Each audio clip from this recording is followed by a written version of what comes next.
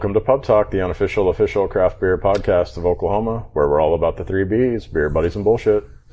I'm Jeremy, your legendary host, and I'm joined as always by a guy who's ready to see if the west side is really the best side, Michael. Hello, hello. Today we're coming to you from Okarche, Oklahoma, just outside of Oklahoma City, for a podcast with recently opened Expedinture Brewing. We'll chat about what got them started, what you can expect when you visit the tap room, and more. Don't forget to hit the subscribe button so you never miss an episode, and follow us on social media at Pub Talk Podcast. All right, let's dive into it. So first of all, thank you guys for having us out today. Thank you. Well, thanks for coming. We'd just like to start these spotlight episodes off, just letting you guys introduce yourselves and tell us who you are and what you do. I'm Keith Griesel. I'm the head brewer and one of 5 owners of Expedinture Brewery. So, yeah. I'm Heath Robinson. I'm one of the 5 owners as well. Keith and I are the original 2 who kind of started this whole Expedinture off, let's say that. Okay. Can you talk to us a little bit about how you got the brewery started and the name? Well, it's his story to tell. It started with what? From the brewery side of it, started with $100. Oh, yeah. Learned to brew and more. Between Keith and I, a few years back, I can't remember. In 2013, my wife got me a brew class gift certificate or Groupon for Christmas. Christmas 2012, and then in 2013 we went down to learn to brew and took a class and walked out of there after purchasing $100 worth of stuff and decided we'd give it a try again. We'd brewed some before that, but yeah. What was funny is that was us basically refreshing ourselves, and we're like, man, we remember how to do all of this. Why do we even do this? So now we're here. But the name actually originated from back in college. We all would hang out up at Oklahoma State. Spend a lot of time on Keith and Mig. They live together. And Mig's one of our partners in this. And we were sitting out on their back deck drinking beer. And I don't know what the hell I was talking about. I was telling some story about something. And I said, is that Expedinture? And they're like, what in the hell is that? And I was like, an expedition adventure all in one. I just had to come up with some BS right there on the spot. And so when Keith and I started showcasing the beers, we decided, we need a name. We didn't want to just have it, named after I think at that point Mig was along for the ride, wasn't he? yeah, I think so. So in 2016, we decided that's when we were going to start entering some of these things, and we were making our own beer, and we needed a name, so we decided it sounded like fun. So we went with that, because that's what we've kind of felt like the whole ride of the brewing process was for us, starting again with home brewing kits and then starting to make our own recipes and all that. So Right on. So before we go too much further, we've got some beer in front of us. Can we talk about what we've got here and what else is available? Yeah, so this is the first row of the tap room right now. So you First row of the menu board. Yeah, menu board, sorry. Yeah. You have the Midnight Black, and then you have our Expedinture's Irish Ale, and then you have Snug Harbor Amber Ale, and then this is our Warrior Pilsner. Right on. Yeah, if you were in the tap room, the flight boards have poker chips in them with logos on them. If you're in the tap room, they match the logo up on the tap deal so you can see. That way we can change them in and out, Yeah. No, that And it matches for the bartender. They can lay the poker chip in there, and it matches what tap handle the pro. Oh, Gotcha. that's really cool. Nice. So yeah, the very first beer we ever designed and ever brewed was the Midnight Black. Okay. So that's what I actually am drinking too. That's my favorite one that we have what we call an owner's flight, which generally we would replace the Pilsner with the Porter, but the Porter's mellowing behind us actually right now. Okay. Yeah, the Midnight Black was kind of a weird beer in that somebody had given us just a random selection of grains, and we were like, we got all these leftover grains. Let's throw them all in one beer and just kind of take our hops knowledge and hop it and see what happens. And it ended up kind of working out to be a really nice light-bodied dark beer. That's really good. Yeah. And now we drink it all summer long. Yeah, there you go. Yeah, that's what we wanted to make, because we knew what grains we had, right? And so we wanted to make a dark beer. That's what we preferred. That's our preference to drink. And we wanted to make one we could drink all the time. And so what did we make? 2 changes to this. We changed the base grain once, and we upticked the hops just a little bit, and we've never touched it since. And everywhere we've taken it, people have loved it. So Yeah, it's awesome. it's kind of a staple on our menu. And, once we get people over how dark it is, Right.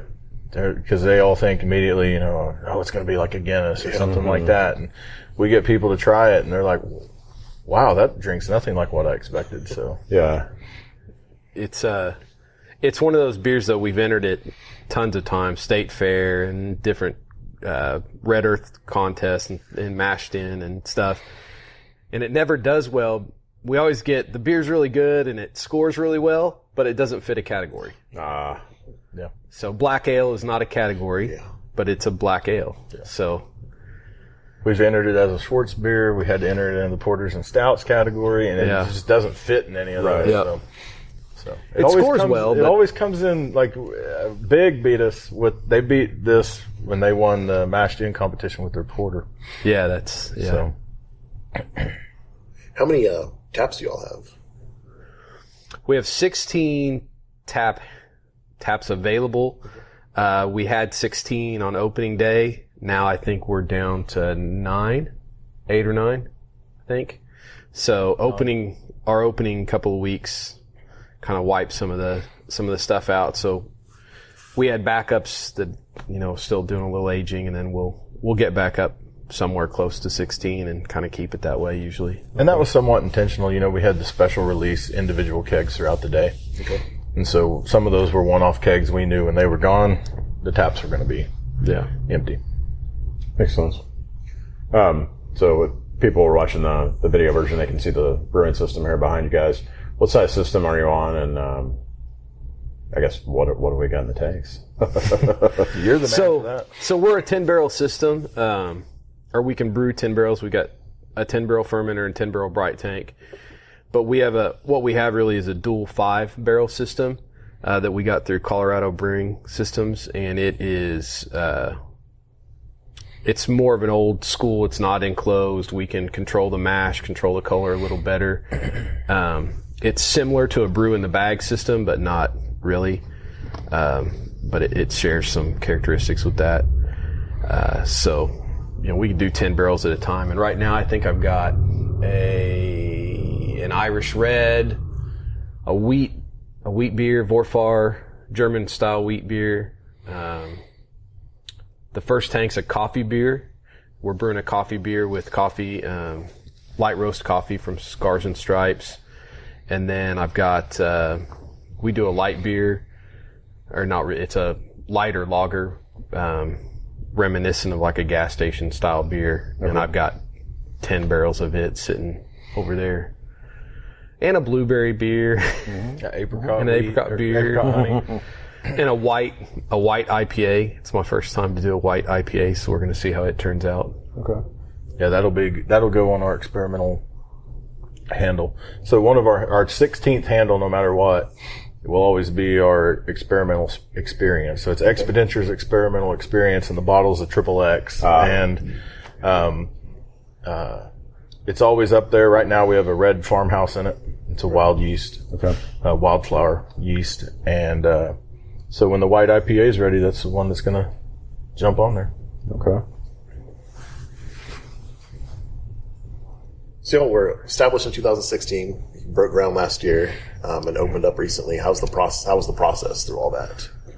It was smoother than what we, in some regards, smoother than what we thought it would be. When we broke ground, we didn't realize that Oklahoma was going to have like the wettest spring in 20 years or something, So we broke ground, and we were all excited thinking we'd be open about August.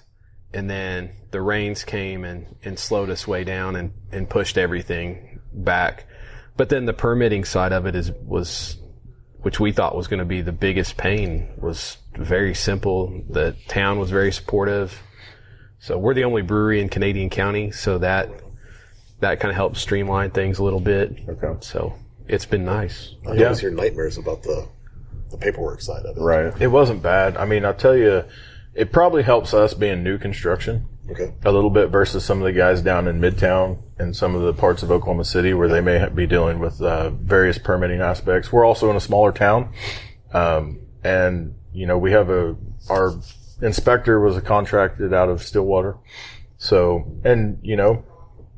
they had certain things they wanted to see, but we also, when we shopped around for builders, and the builder we used had actually done restaurants before. So that was a big help. He was kind of familiar with some of the aspects of it. But I think the biggest thing for people when you're doing the permitting side, we all come from various backgrounds, and different professional, disciplines, I should say. And when we started into the permitting process, we were very specific. If they asked for something, we tried to provide it. If we didn't understand, we asked a question. And I think the biggest thing we've learned is just, if you're just upfront and, do what they ask and try to do it to the best of your ability. We actually were told multiple times, like, oh, this is way more detail than we need. And so I think that kind of helped us out, though, because it kind of justified your credibility with what you're trying to do in the permitting process. So, but yeah, from TTB all the way down to from Able, the health department, the labor department, everybody, it hasn't been, they've been easy to work with, and we appreciate all their input too, because they've helped us as well. That's good to hear. It's kind of rare. So we've talked a little bit about it already, but I'd never been to Okarche before today. For people that don't know, can we talk a little bit about why you guys chose here, some of the benefits of this town, that kind of thing? But we're all from here originally, except for Cody. Cody's one of our members, but he married a girl from Okarche several years back, so now I should say a woman. Yeah, we were all from here. I moved away for a while and met up with these guys back in college. And then Keith now lives in Piedmont, so he's not very far away, still has family around here. But when we started looking at things, we actually were looking at doing the Brewers Union co-op. Okay. But with all of us living outside of Oklahoma City, it was just going to be tough, logistics-wise, Yeah. And Brad was very supportive. He liked our beer. And, we thought it was a great deal to, help us learn and stuff like that. But we just weren't going to be able to do it from a logistics standpoint, not living there. And so we started talking a little bit. We had actually thought about buying this lot a year before we did. A friend of ours had it. And we started kind of contemplating it. We'd been showcasing the beers, and the response was great, and people loved it. And ultimately, we just decided, what the hell, should we try this? We actually went and talked to Ishans. We didn't want to be seen as competition because, they're a huge draw. They bring people from all across the nation. And I believe when the three of us sat in there, they actually said, we think you guys should do this. We think it'd be fantastic.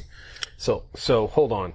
Because a lot of the people that haven't been to Okarche probably, they may not know what Ishans is. Yeah. Ishans is just heard about it last week. Oklahoma's really. We're at Core 4. Oklahoma's oldest bar, and it's they're famous for their fried chicken. They've been on like Food Network, and they're actually getting ready to celebrate their 125th anniversary of that establishment. Yeah. So the bar was it's the oldest bar. I mean, the bar was brought in from Belgium? Somewhere in Europe. And it was cool until the fire took it. I mean, that thing was pretty wicked. But yeah, so that's what the draw is to this town, is that, especially it appearing on the Food Network and some other shows, and it's been like in, I don't know, Country Living magazine or something like that. So there's a lot of traffic through this town. I'm not going to say they're the draw of like the Pioneer Woman, but it's a similar thing. People come here to do that, and it's literally catty corner from us. I mean, just right. You can see Ishans from our door. They can see us, and it's really helped us. They've been supportive, and they sell chicken. You can eat chicken in our tap room. So we've had a ton of people who are waiting in line over there and say, well, hey, we'll just order a chicken to go and come across and eat in the tap room. And it's really helped us. It's helping them turn tables over more quickly, and it's helping us, bring new people in to try our stuff. I think the other side of it too is Okarche sits right here on 81 highway.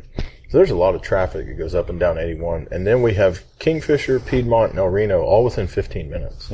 And there's nothing like this for those communities, They can all drive into the city, but for someone from Kingfisher, that's 45 minutes at least. Yep. And now they don't have to go into the city. They can go get a craft beer somewhere. And the other thing is, a lot of the locals like the craft beer. We were actually been kind of blown away by how much of the craft beer the locals do drink, which has been a really cool thing. And then there's other businesses. We thought, Ishans is already a draw, but we hear a lot of people say they don't want to come out that far 30 minutes. They don't want to drive 30 minutes just to eat. Yeah. Well, so now they have something else they can do. And then we have other businesses like the Barn House and stuff like that. And people drive out here to get cinnamon rolls from the tower. So, there are other things that people come out to check it out. Carter's Chevrolet brings in a ton of people from out of town. So, but yeah, it's really just that before too long, I think we all realize this is going to be part of the metropolitan area anyways. It's right. It's moving this way. So. Yeah. So a question we ask everybody that comes on the show, do you remember your first craft beer or your epiphany beer that got you to focus solely on craft and not the big brands? I can tell you, the first probably craft beer that we tried when we were in Stillwater, Brown's Bottle Shop had a pick six around the world, whatever they called it. And, we were guys who grew up on, Bud Light, Budweiser, Coors Light. Busch was typically our go-to beer because it was cheap, Yep. And so we started doing that Brown's Bottle Shop around the world. And we tried stuff that was really great, and then we tried stuff that was terrible. We had a rule that you couldn't pick the same beer the very next week. Yeah. And you couldn't get more than 2 bottles of the same beer. Yeah. So because we would all get our little glasses out and we would all be pouring shots for each other is what we did. So we've now learned that some of those beers probably weren't at optimum freshness, but at the time we kind of had that. And then, Mike's College Bar moved into Stillwater when I think I was 22, maybe when Mike's opened, or just turned 20, 22 something. But, my senior year, and they featured whatever on their menu. They featured a lot of craft beer. And so I remember thinking, was that Pyramid Apricot Ale I thought, man, it's such a different beer from anything I'd had. I remember thinking this is an interesting way to do a beer and get that apricot flavor. And so that one really stands out. And then I think the beer that made me want to really brew a ton is probably Yinling. Drink a lot of Yinling in Florida. I remember having that down in Florida to help you move. Yeah. I remember Tapworks also, when we all turned 21, Tapworks, and you could go down there and just, that was the coolest thing on earth for us because we'd been doing this Brown's Bottle Shop thing. And quickly we all figured out, man, European beers are amazing. And German, English style beers, we loved them. And, to this day, I think of beers that they're mainstream over there, but we could get them here and not everyone had them, like Kostritz or Mackeson Triple Stout. We were trying all these beers and we just loved them. So when you started seeing the Colorado breweries come in and stuff like that, and some of the California breweries, I think that was, like you're saying, with Pete's, and they had Pete's Wicked Ale, and Pyramid had their Apricot Ale. So, if we could try it, we tried it. And I think, I don't know if I could pick just one. It was like those dark beers from Europe that really is what just grabbed my attention. What was the name of that beer we drank on the on that cruise that day. We all went river for cruise? for was that your honeymoon we went My for? honeymoon, For yeah. his honeymoon we went to Germany, and then as a group of us went, and then for my honeymoon we went to Europe, or just Europe in general. Europe as a group of us, but what's that, Gustavus, I think it was a Czech dart. It was amazing. So, And yeah. beer goes just as well, drinks just as well on water in Europe as it does on a lake in the United States. Good to know. So one thing we always like to ask about when we have people on the show for the first time, especially, is festivals. So it's the way a lot of people get introduced to new breweries, new beers, that kind of thing. Do you guys have any favorite festival memories, favorite festivals to attend, any upcoming? I'd say, I don't know, it's probably a toss-up between Mashed In or Zoo Brew, but I think Zoo Brew, we've always had a lot of fun at Zoo Brew and done really well. Plus, it's a great atmosphere to be at the zoo, you're outside. But this year at Zoo Brew, we brought a sand plum ale, which, if you don't know what sand plums are, they like grow wild in ditches and stuff around here in sandy soil. Cherokee plums or whatever they're called, all kinds of different things. But it was interesting. It wasn't a beer that was a sour, and we had some people serving a sour next door to us, and people were coming over saying, "Man, I love sours, but I think your sand plum's the best sour of the deal." And it wasn't a sour; just sand plums are so tart that it came off as a sour. And I just really I appreciated that people thought I'd made a sour. I guess accidental sour. So it's kind of funny. We had a deal, like we did the sand plum, and 2 weeks before we had laid out like our next 3 beers, and we're going to do this unique stuff for Mashed In, or not, for Zoo Brew. And we saw that Coop had actually just released, like the weekend after we brewed, we were talking about doing a mulberry beer, and Coop released a post, said, "Hey, bring in mulberries and you'll get a free pint or something. I don't know when it's ready." And we're like, "What the hell? How did they know that we're, And then we hear, we were going to do another one, and something was posted. So we thought, no one has sand plums. Half the people that came to Zoo Brew didn't even know what a sand plum was.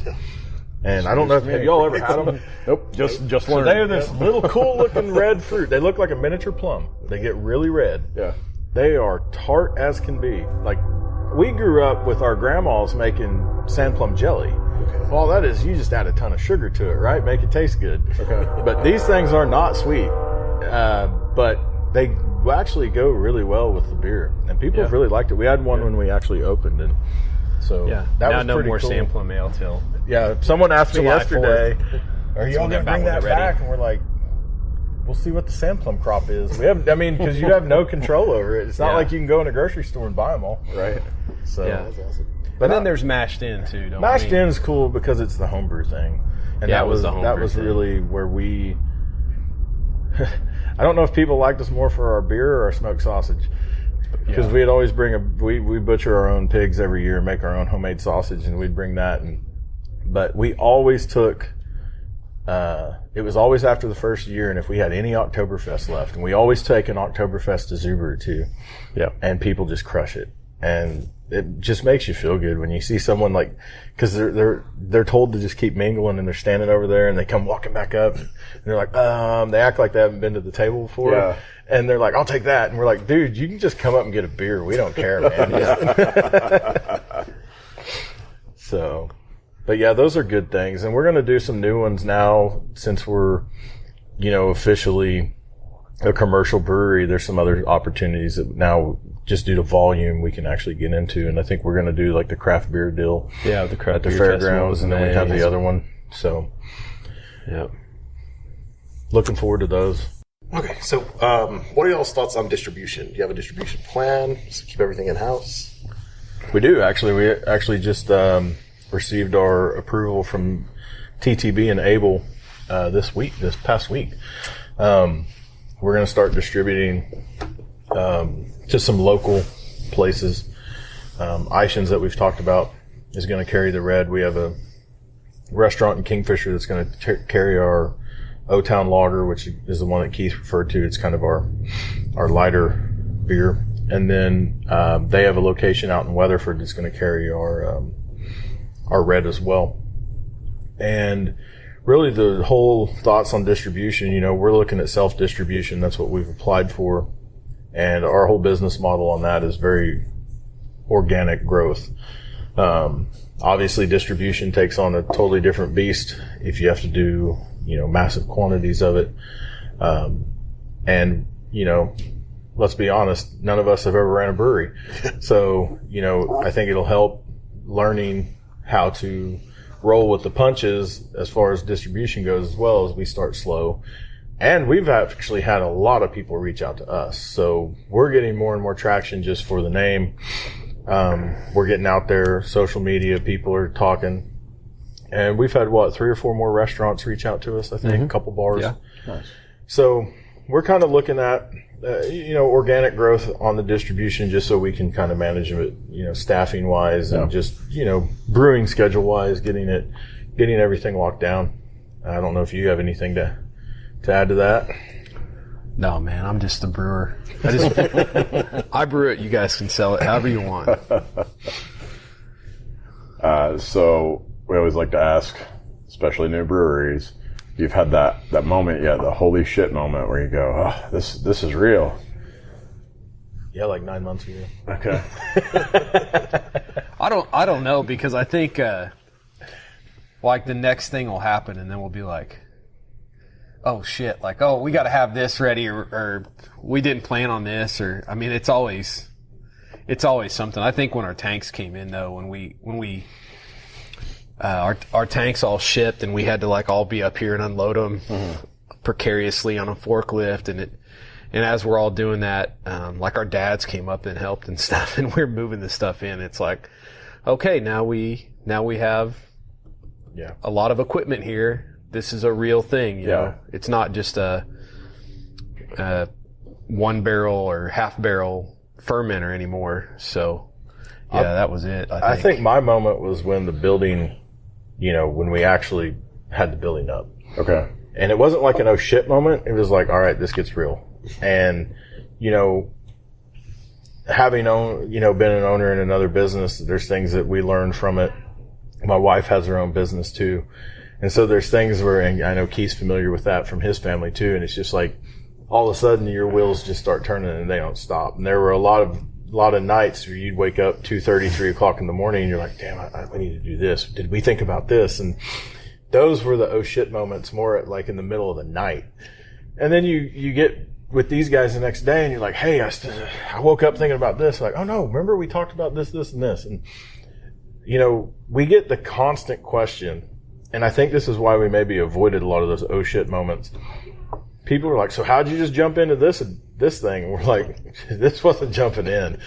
This was, obviously 5 guys that come from different backgrounds. And we did a lot of research. And Keith we knew he was going to be our brewer. And he did a lot of research. We went up and brewed on the system before we ever bought it. And I like to tell everyone, it's like, there's a reason we do an open brew system, because I'm the middle-sized guy in the group.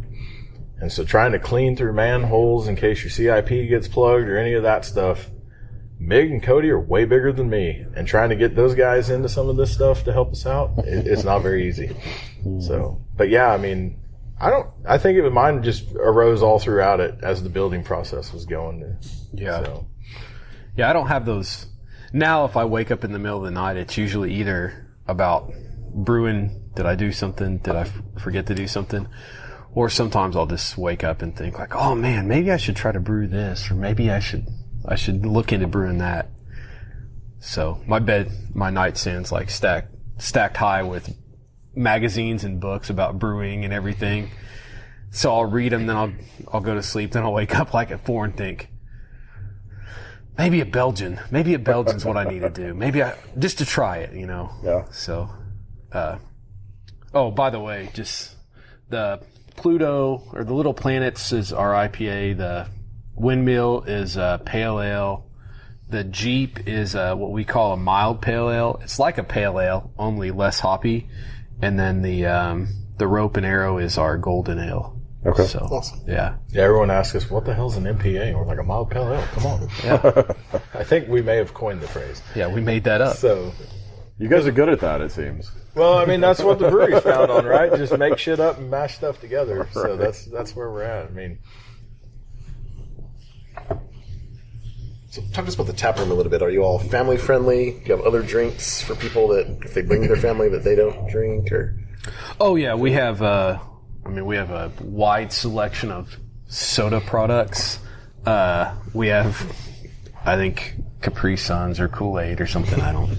Lemonade, tea, that kind of stuff. And then we also, now that we can have wine in tap room, so we also carry wine for that person that thinks their palate is too sophisticated for beer. They can have a wine. So yeah, and we're definitely family friendly. None of the restaurants here in town are open on Sundays, so we do food trucks every Sunday. Okay. And so we get a big. Okarche's still very much Lutheran and Catholic town, church town. So we do a pretty decent after church business, just people coming to get whatever food truck we have for the week and usually have a beer. And so, yeah, we're definitely family friendly. We're pet friendly on the patio. We can't have pets in the brew room, but yeah. Awesome.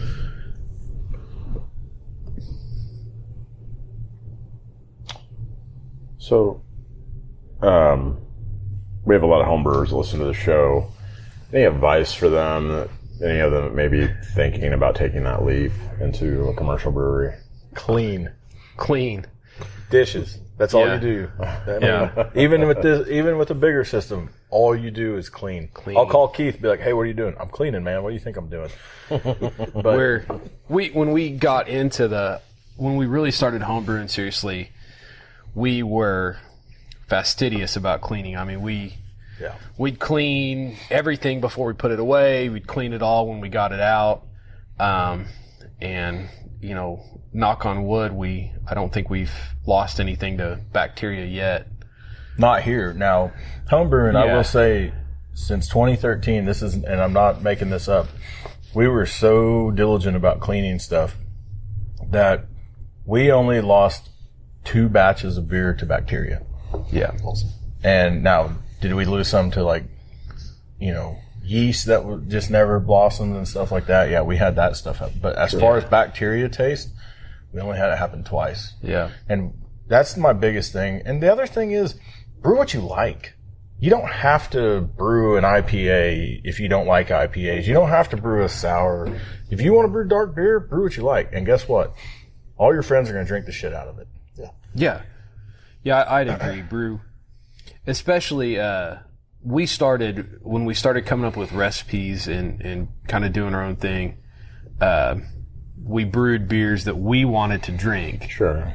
And so, I've met and talked to a bunch of home brewers and other brewery owners now who were like, yeah, I hate this style of beer, but I felt like I had to try it.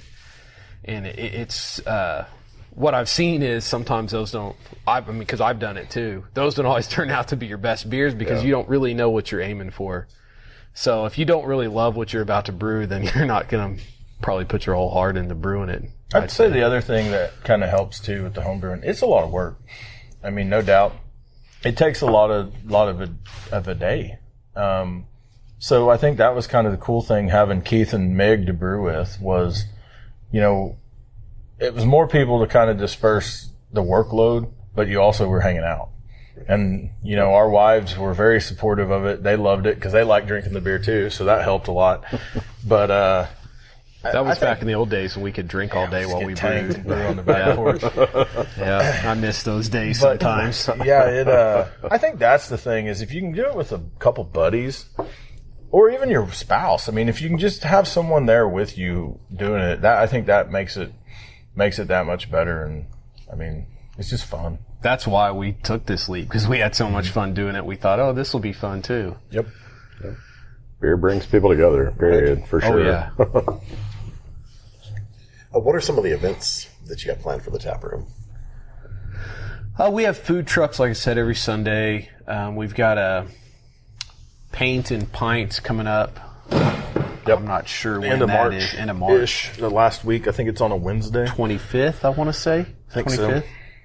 So yeah, we've got that coming up. We're gonna have some. We're gonna run a deal on the red ale on St. Patty's Day. Spring break will probably be open extended hours. I think we're gonna open earlier during that week. And then obviously our big deal, like our beers are more the traditional style, so we're planning something for Oktoberfest when we unveil that. So I know that's a few months away, but I think we also we're going to do a chili beer for Cinco de Mayo. So we'll have hopefully. it available though. But it's going to be available for at least Cinco de Mayo and stuff like that. So just the normal, things. We're gonna have stuff popping up and doing this, and like the Paints and Pints. That was actually we had talked about stuff like that, but a customer came in and said, "Hey, we want to do this," and so they, people have been very supportive and helping us out with stuff like that. Awesome. Where can people find you guys online to keep up with that kind of stuff? We're on Facebook and Instagram and what's the other one? Twitter. We're on Twitter. I was born in the 70s. I don't know these things. Everyone forgets Twitter. Yeah, we're old. Except Trump. Yeah, he's the master of Twitter. And then, of course, we have expeditionturebrewery.com, our website. So we're out there. We're the only one that has this name. So if you type this name in, everything pops up. So Fair enough. Is there anything else you guys want to throw out there before we wrap it up? I don't know. I think I will say this. So when we bought this lot, what were there 27 breweries in Oklahoma, right around there? yeah, we had just, when we bought the lot, it was right after we bought the lot, and then we went to Colorado. We went to Fort Collins. And we found out that the city of Fort Collins itself had more breweries just in Fort Collins than the entire state of Oklahoma. Sounds It right. was at 27. I think Fort Collins was at like 32, 33. Now. So the thing I'd say is like the brewing group in Oklahoma has been tremendous to ask questions of. And I think that's one of the coolest things about it is they've all been very, very supportive.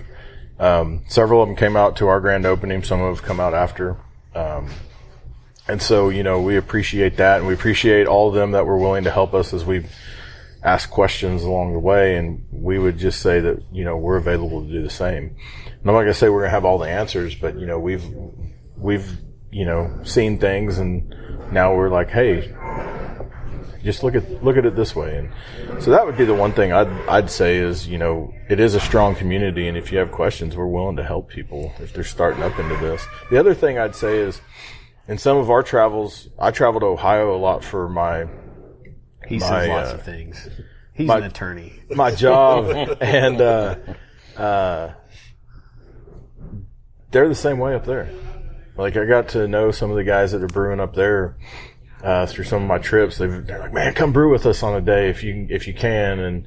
And I think that's the biggest thing is just, kind of get yourself out there with some of the people. And that's one of the things, we're going to talk to some of the Ohio breweries and stuff. And if I go back up there, I want to try to brew with them. And they were sharing me tricks that they've gone through. So I think that's just one thing. I just appreciate how, like, everywhere we've been, even when we went up to Fort Collins and we went up to Cheyenne to brew on the system, as the moment we told people we were here looking at beer equipment and we were going to start a brewery, it was like a totally different way they treated you.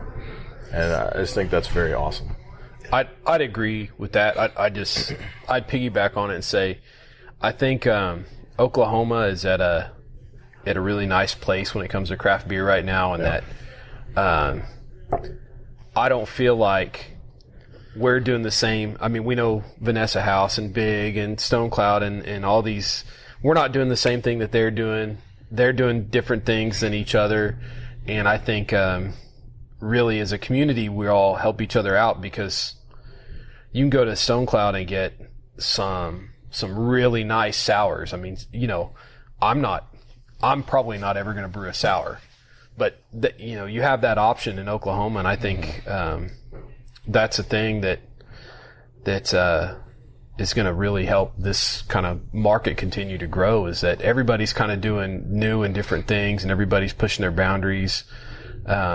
I've been really getting into historic beers, so I'm going to start doing some historic beers here, and so it's just it's an open market right now, and I think people in Oklahoma are lucky, and tourists that come in are lucky to be able to have kind of be here for this renaissance that we have going on. I think what we've seen is one of the coolest things about having a brewery is people feel connected. Yeah. And a lot of the stuff we've had, and a lot of we attend some of the craft beer stuff, and everything's like, oh, it's hyper local, it's local driven. That's true. Yeah. I mean, there's nothing cooler than when I hear someone talking and they're like, yeah, we have a brewery, and it's just someone who lives in Okarche, Kingfisher area, and they're like, we have a brewery. And they say it with pride, and we're like, that's pretty cool. I don't know. They feel like they're connected with it, and they're like, that's awesome. It's also really cool. Like, we had a lady in from Wales. Was that last week, I think? Yeah, she was awesome. I mean, it's also really cool when someone comes in internationally into your establishment and is like, you guys are making really good beer. We've had a couple of British people in. A guy from Pakistan came in. And it's interesting it just... No matter if you're from Oklahoma or the United States or internationally, there's just a community of people that like good beer, and they're going to come into your establishment, and it's just nice to have them come in and say, this is as good as any beer I've ever had in England or any beer I've ever had in, Pakistan or Wales or whatever. So that's a nice thing. I've enjoyed that. Yeah. Yeah. It's awesome. The beer's really good before we finish. Yes, it is. It's really good. So I will say, we don't do a lot of fancy. And that's kind of, we're not going, that's not our market. Like he said, there's certain breweries, there's some of these guys are making some crazy stuff, and it's awesome. Sure. It's great stuff. Awesome. Some of those like rum aged stouts that we've had and different beers, and, there's just some really cool stuff in Oklahoma right now, but we just make beer. It's nice to have, it's nice to have that good traditional beer. Yeah. Well, and the thing that I find interesting, I'm a historian. I have to, that's what I went to college for and everything. So, like our Irish Red, when we thought about making that beer, I did a ton of research, and I found it so interesting that, it's Southern Ireland, they add a little honey to up the gravity a little bit and give it a sweetness. Okay. And then Northern Ireland, you don't see that, and the hops differences. And so ours is more of a Southern style. We add a little honey to it, but, it's those little tiny community micro distinctions in beer. And it's just like I said, that's what we get now. We make a golden ale, Anthem makes a golden ale. They're two different beers entirely. They're just little brewer distinctions, but you can go in Oklahoma now, you can go have 3 or 4 different golden ales and pick your favorite one. Yep. And I'm not going to be sad if your favorite one's from Anthem, because it's another Oklahoma brewery. We've always been like, the original name that we threw out for the brewery was New Traditions. And people give us a lot of shit because they're like, man, you guys have all these traditions.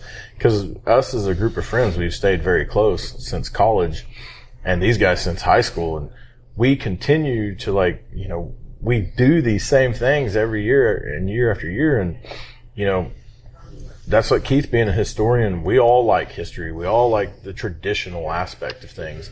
I'll never forget him and I sitting down and making our Oktoberfest. We had all this literature, we had all this stuff, and we're sitting there going back and forth. And believe it or not, we were sitting at Falcone's on North May. Okay. And we sat there for an hour, 2 hours, and we're sitting there, and we go over to buy the stuff, and they had none of it. And we're like, what the hell? They have like one ingredient we need. And so, anyways, it's that stuff that's so fun. Like, even him and I, last weekend, or 2 weeks ago now, we brewed our asses off. It was 3 days, just boom, boom, boom. And we were sitting down at the end of it. He's like, well, what do you want to do next? And he told me, he goes, here's what I'm thinking.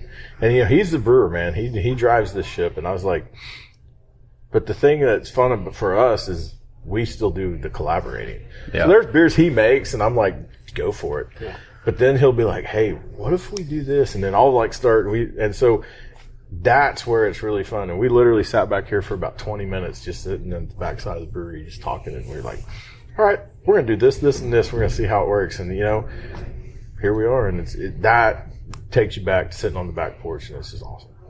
Yeah. Awesome. Awesome. Well, thank you guys again for having us out, coming on the show. And thank you guys. We talked your ear off. That's fine. That's what a podcast is for. that's what it's for. Exactly. There's no time limit. Mig always wanted to start his own podcast, and so he's probably a little sad he's not in here. Yeah. You'll meet him in a minute. He's the big dude if you can't miss him. Okay. Right on. Thanks again. Yep. Thank you. That guy said, don't let the door hit in the vagina on the way out. That was hilarious. Good idea. You've just listened to another round of Pub Talk. Thanks again to the folks at Expedinture Brewery for having us out today. Make sure you follow them on social media for the latest and greatest, and take the trip to Okarche to try some of their great beer. As always, if you like what you heard today, show us some love all over social media at Pub Talk Podcast. And to continue getting alerts every time we drop an episode, don't forget to hit that like and subscribe button before you go. You can also find out all you've ever wanted to know about the show and more by heading over to our website, pubtalkpodcast.com. And remember, folks, there's everything too big or hard in life that you can't handle it over a few beers with your good friends. So until next time, just chill to the next episode.